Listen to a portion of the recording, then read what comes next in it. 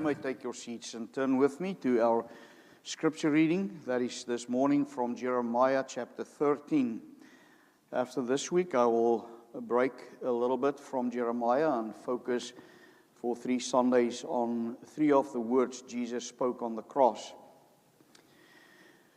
Jeremiah chapter 13, we read from verse 1 through 11. We move now into a more dramatized part of Jeremiah, where the Lord tells him to do certain things specifically to make his teaching even more clear. So let us listen to the first thing that he had to do. This is God's word. Thus says the Lord to me, go and buy a linen loincloth and put it around your waist, and do not dip it in water. So I bought a loincloth according to the word of the Lord and put it around my waist. And the word of the Lord came to me a second time, take the loincloth that you have bought, which is around your waist, and arise, go to the Euphrates, and hide it there in a cleft of the rock. So I went and hid it by the Euphrates, as the Lord commanded me. And after many days the Lord said to me, arise, go to the Euphrates, and take from there the loincloth that I commanded you to hide there. Then I went to the Euphrates and dug, and I took the loincloth from the place where I had hidden it. And behold, the loincloth was spoiled. It was good for nothing. Then the word of the Lord came to me, thus says the Lord, even so will I spoil the pride of Judah and the great pride of Jerusalem. This evil people who refuse to hear my words, who stubbornly follow their own heart and have gone after other gods to serve them and worship them, shall be like this loincloth, which is good for nothing.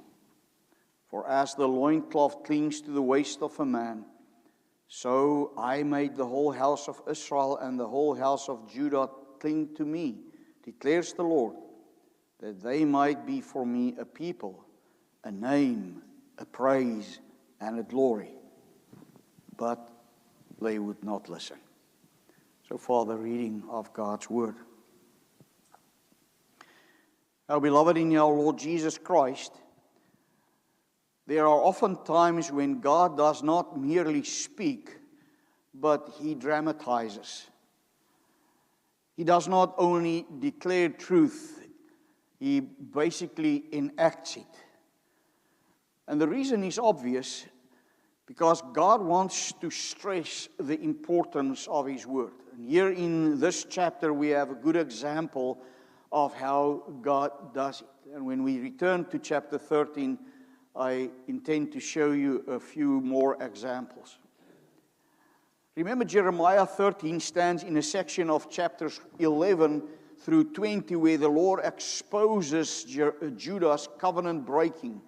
And we have seen and heard the sad evidence of that picture to us over and over again. The Lord also announces their inevitable exile, the judgment that will come upon them. And as we now get to this chapter, you will remember that I said this chapter will dramatize what chapter 11 and 12 already declared to us. Namely that the covenant people, once near to God, literally have become spiritually rotten. And that is what this parable of the linen belt or the loincloth will teach us.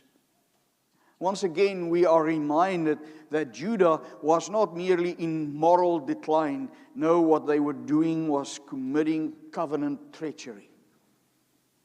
So let us see how the Lord guides us through this chapter. To summarize Jeremiah 13, a prophet buys a linen belt. He was sent to buy a new belt. He wears it, he buries it, he digs it up, and what was once clean and fit for purpose is then ruined. It is spoiled, and it said, good for nothing.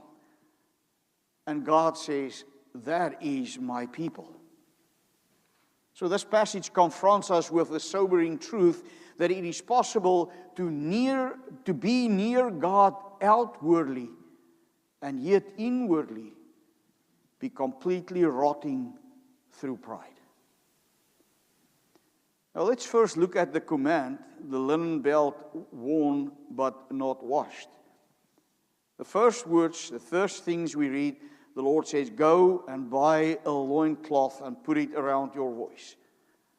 He has to go and purchase this belt, brand new. And like that linen belt that was purchased by the prophet, so the Lord has purchased a people for himself. From all the nations of the world, that's what God wants to illustrate to them. He decided to purchase Israel as a people for himself.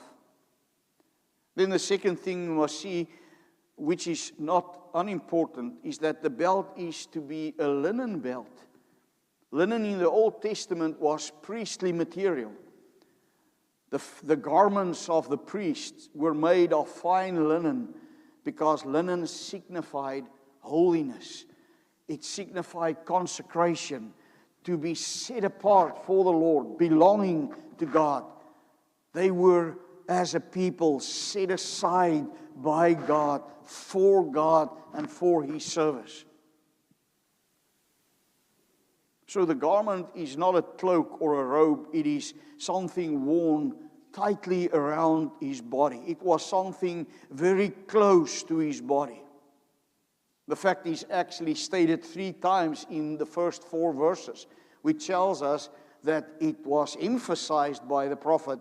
It clings to the waist, he says. It was special, and it was an important part of their outfit.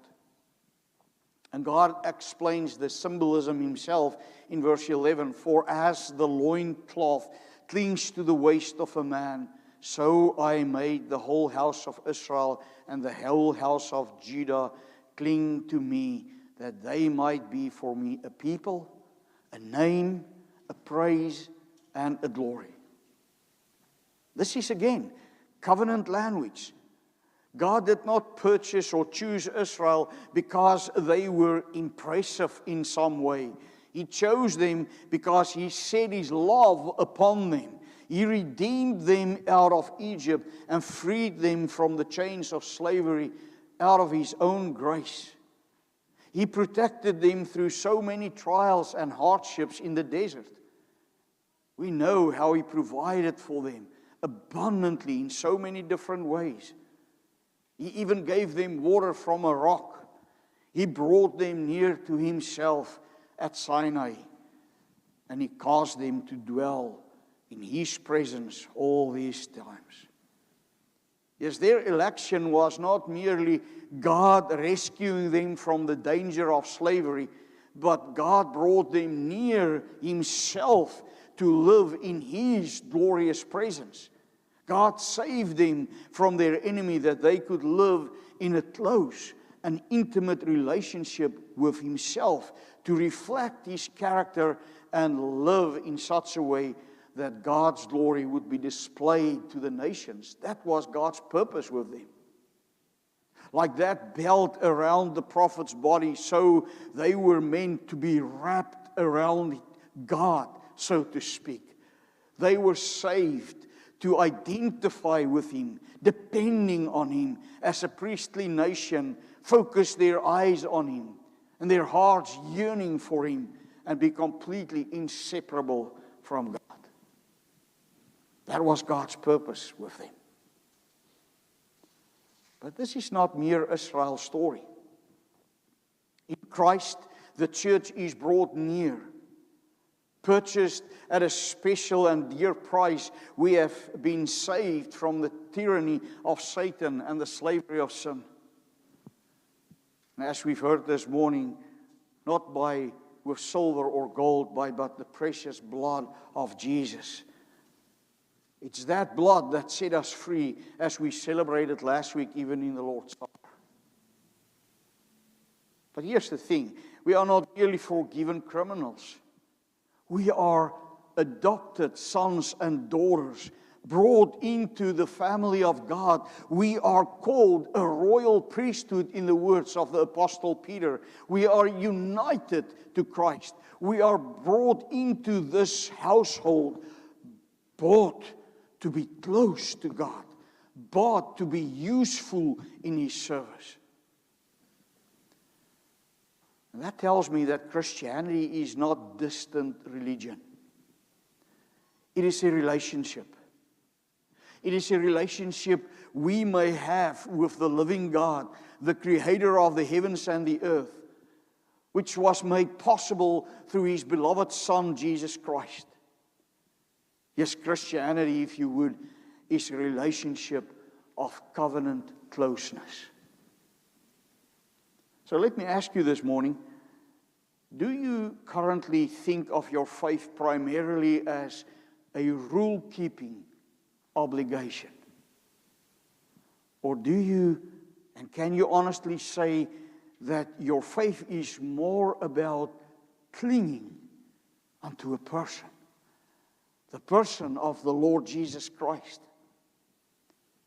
Because again, God did not only redeem Israel merely to improve their behavior.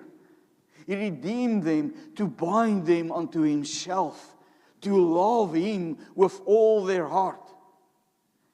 God established that relationship.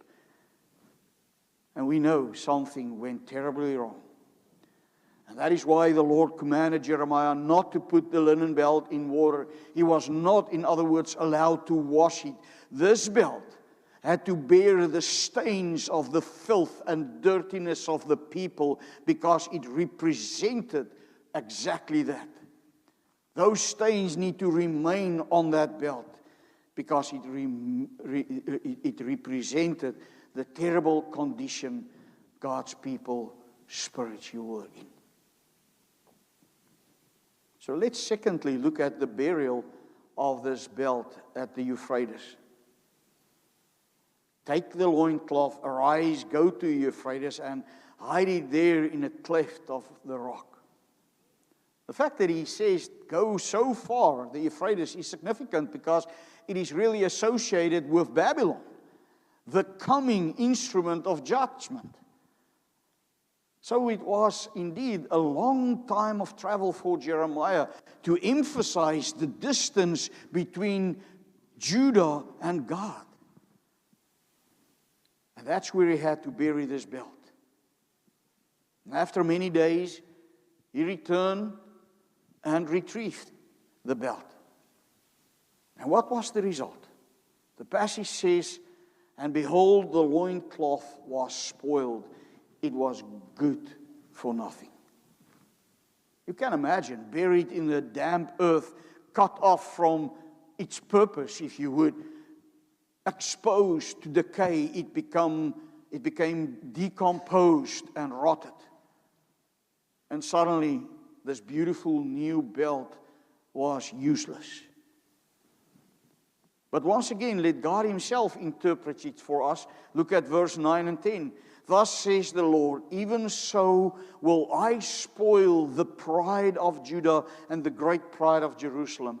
This evil people who refuse to listen to my words, who walk in the stubbornness of their heart and have gone after other gods to serve them and to bow down to them, let them be just like this waistband, totally worthless. So God is really showing us the root of their sin. And that was their pride. They were not merely arrogant in their tone. It was not merely personality flaws that they struggled with. No, it was covenant pride. And what is that? We've been there. It is trusting in the privilege of being God's children while neglecting the obligations of being a child of God. And that was what Israel was doing, what Judah was doing. They were neglecting the obedience due to this God that has saved them.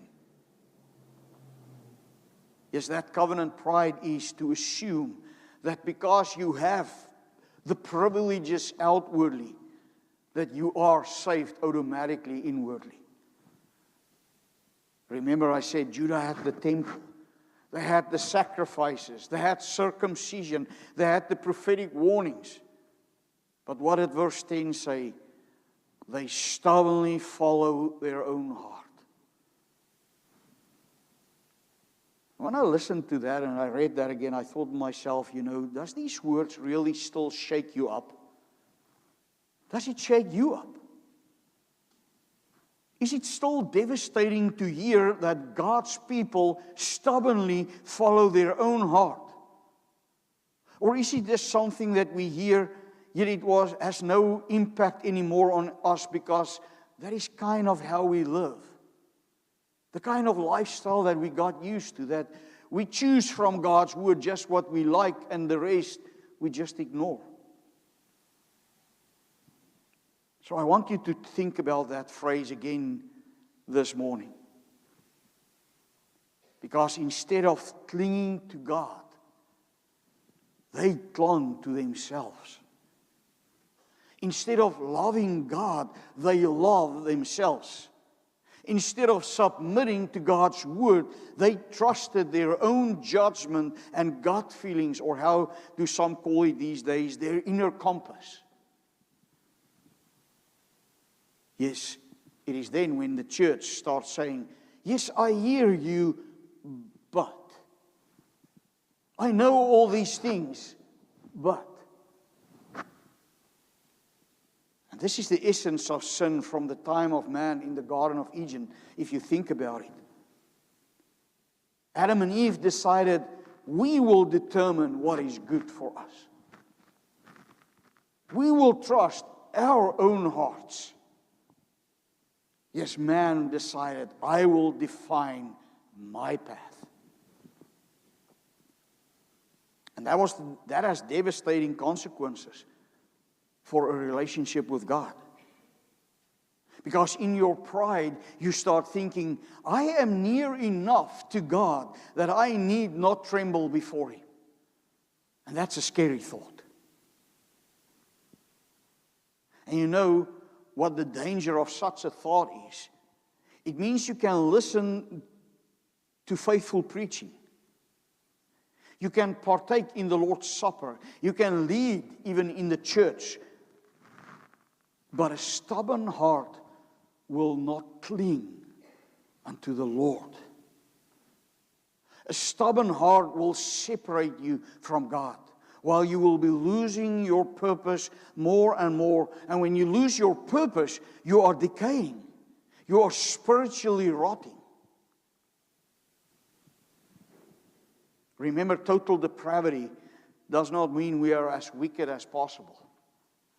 It means sin touches every part, every faculty of our lives. But when it's left unchecked, pride will rot the whole garment.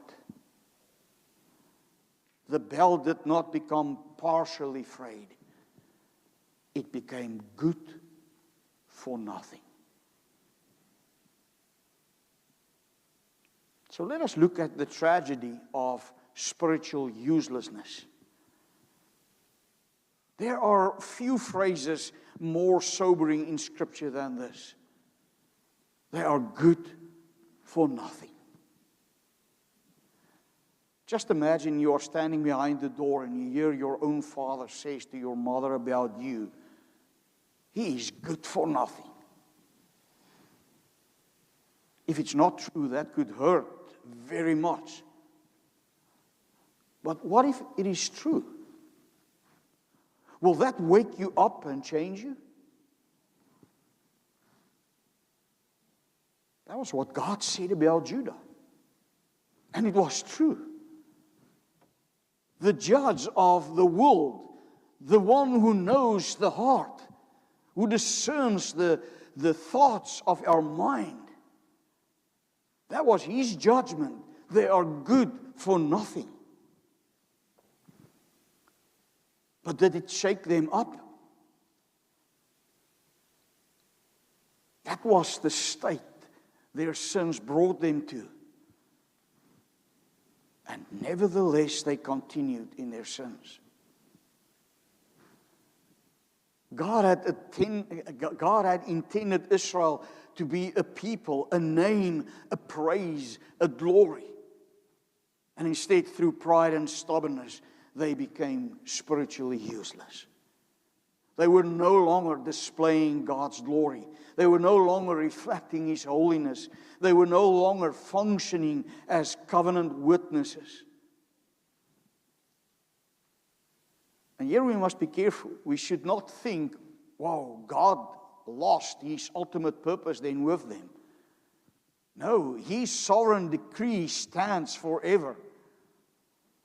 But particular branches can be cut off. Churches can lose their lampstands. Individuals can render themselves spiritually barren. The Lord Jesus Himself used similar imagery when He talked about the salt that loses saltiness, that is thrown out. Spiritual privilege does not guarantee spiritual usefulness. And I want to emphasize that especially to our men. Leadership in your homes or in the church without humility will rot away. Knowledge without obedience will rot away. Being orthodox without submission to the Lord's truths will rot away. So the linen bell does not only remind us of how far away Judah lived from the Lord, but also how they misused their nearness. Remember, the belt was made to cling. Instead, it was buried in soil that corrupted it. So let me ask you this morning, are you clinging to Christ every day of your lives? Or are you merely close to Christian things? Because those two things are not the same. So let us look why external nearness alone cannot save us. Because this text exposes a very important biblical truth. I'm going to say it again. External nearness does not equal internal renewal. Judah was near in geography. They were near in covenant signs. They were near in worship. Outwardly, they had and did all the right things. But their hearts were far away. And once again, we must almost hear the cry of the New Testament, the New Covenant promised later in Jeremiah chapter 31. Read that with me, verse 31 through 34. Chapter 31. Behold, the days are coming, declares the Lord, when I will make a new covenant with the house of Israel and the house of Judah, not like the covenant that I made with their fathers on the day when I took them by the hand to bring them out of the land of Egypt. My covenant that they broke, though I was their husband, declares the Lord. For this is the covenant that I will make with the house of Israel after those days, declare the Lord. I will put my law within them, and I will write it on their hearts, and I will be their God, and they shall be my people. What the Old Testament or the Old Covenant administration could not accomplish through external command, God eventually would accomplish through internal transformation, through His Spirit. And once again in this chapter we see the failure of the human heart. It shows us that if left to ourselves, even when placed near God, we decay. So we need a different nearness to God. A nearness that is not based on external facts, but driven by an internal force, driven by the inner change that God brings about in our lives. And that brings me to Christ, the one who truly clings to the Lord. Where Israel failed, Christ succeeded. What Israel could not do, our Lord Jesus did perfectly. They did not cling to the Lord, but our Lord Jesus did. He said in John 8:29, "And he who sent me is with me. The Father has not left me alone, for I always do the things that are pleasing unto him." Closeness that results in obedience. The perfect nearness of Jesus to the Father and his obedience to his calling of the Father is absolutely so clearly described. He always clung to the Father. Even in Gethsemane, when the cost was unbearable, he clung. On the cross, when forsaken, he entrusted him to the Father. We read the following about Jesus in Philippians 2, 5 through 8. "Have this mind among yourself, which is yours in Jesus Christ, who though he was in the form of God, did not count equality with God a thing to be grasped, but emptied himself by taking the form of a servant, being born in the likeness of men, and being found in human form, he humbled himself by becoming obedient to the point of death, even death on a cross." And then we disregard obedience because we sometimes make God's grace so cheap. Where Judah rotted away in their pride, our Lord Jesus humbled himself by becoming obedient to the point of death, even death on a cross. And he was able to do it because he was the promised Messiah. He was the faithful Son of God, the one the whole Old Testament cried out for to come. Yes, he is, according to Hosea chapter 11, verse 1, the true Israel of God. And here is the wonder of the gospel.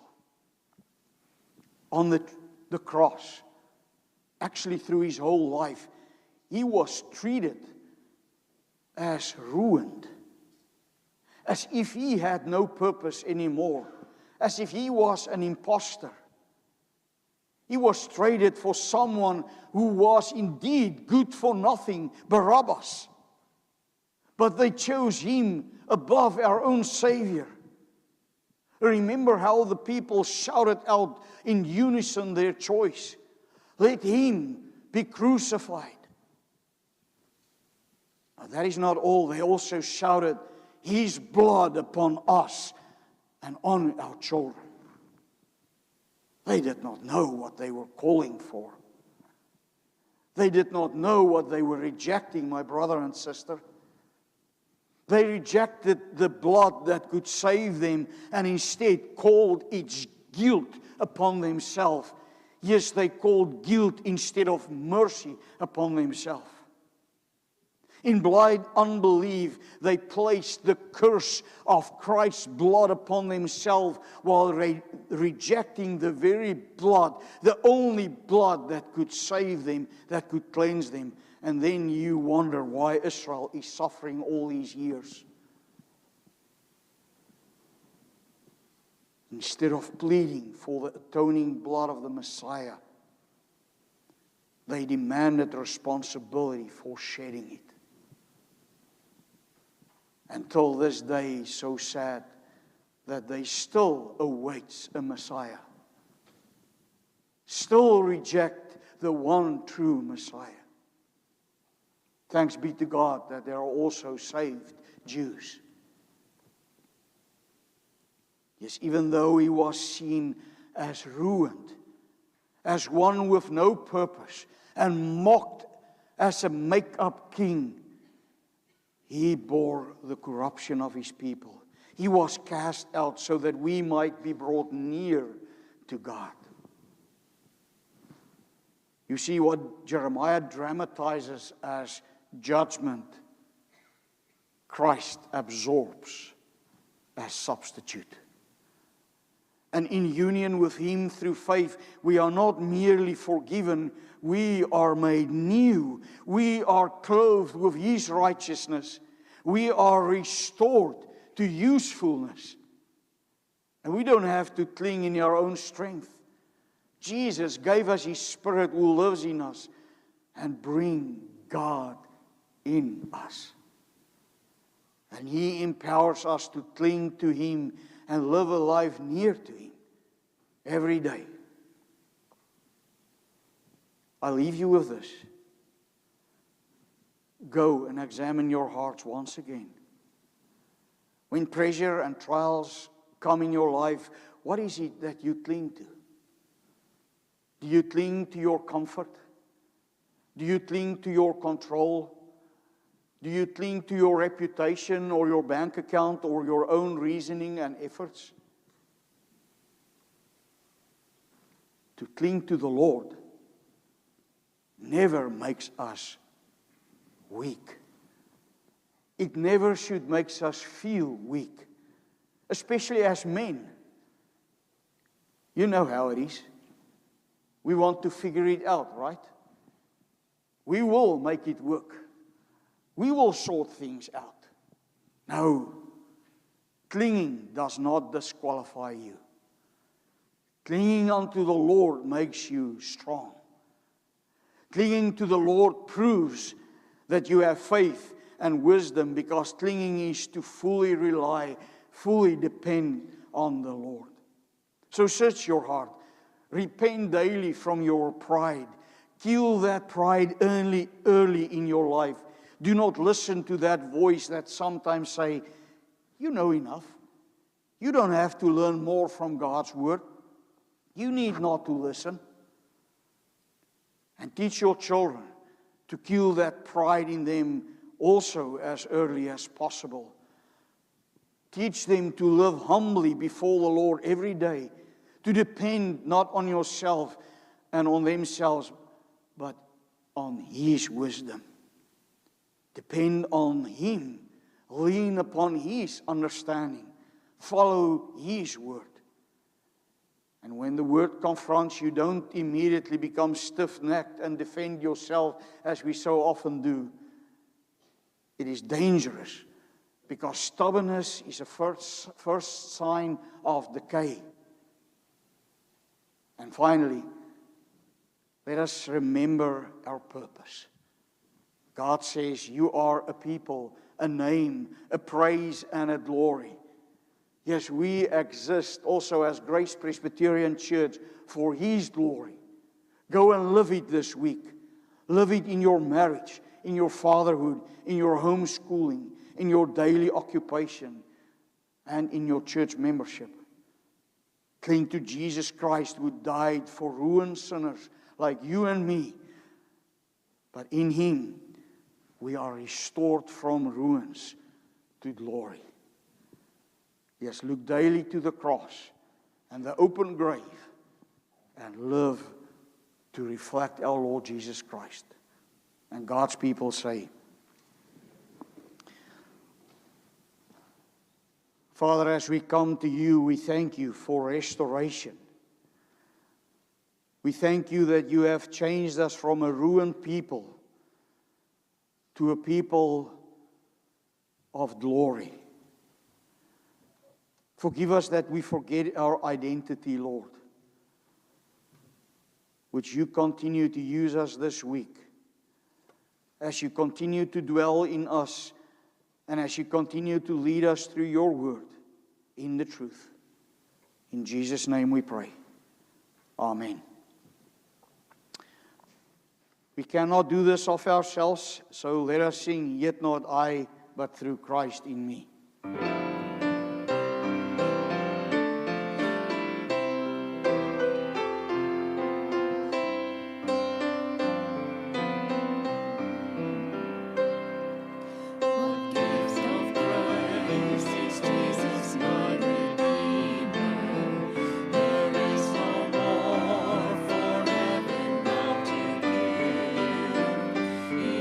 My joy, my righteousness, my freedom.